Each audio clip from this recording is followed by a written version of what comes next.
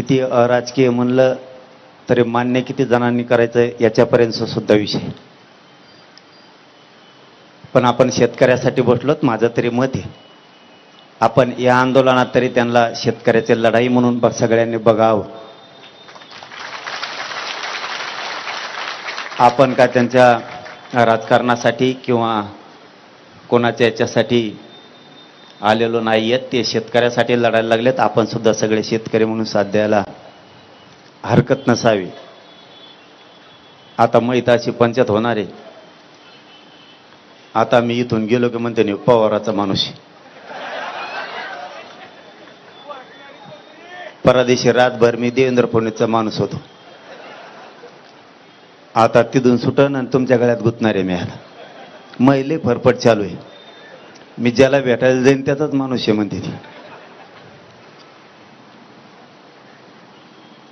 पण माझी प्रामाणिक भूमिका असती. जिथं जिथं समाजावरती अन्याय होईल त्या त्या ठिकाणी आम्ही सगळेजण धावून जातो.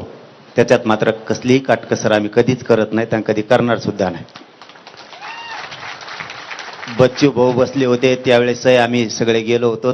ते मग भाजपचे होते तरी आम्ही गेलो होतो. कुणी कुठल्याही पक्षाचा असो, शेतकऱ्यांच्यासाठी कोणी मैदानात असेल तर आम्ही सगळेजण कायम सोबतीला आहेत. उद्या जर वाटत असलं कोणाला की मी यांच्याकडे भेटीला आलोय म्हणजे यांचा माणूस, उद्या भाजपचे सुद्धा लोक बसा उपोषणला, बघा मी येतो की नाही सगळ्यात आधी. फक्त ते नाव ठेवू नये. ते त्यांच्या भूमिकेवर आहेत. आम्ही आमच्या भूमिकेवरती ठाम आहेत.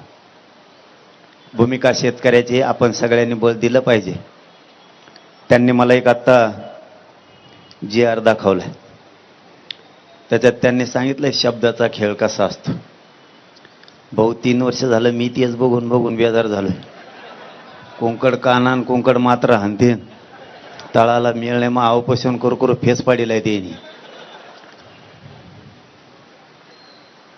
तुम्हाला तर त्याच्यातलं लवकर कळलंच पाहिजे कोंकड काय हो केलंय आणि काय नाही ते. आईला पण मग एक प्रश्न आहे राव, तुम्हाला उपोषणला बसायची वेळच नाही यायला पाहिजे. मोदी साहेब पवार साहेबाला तांब्या भरून पाणी देते.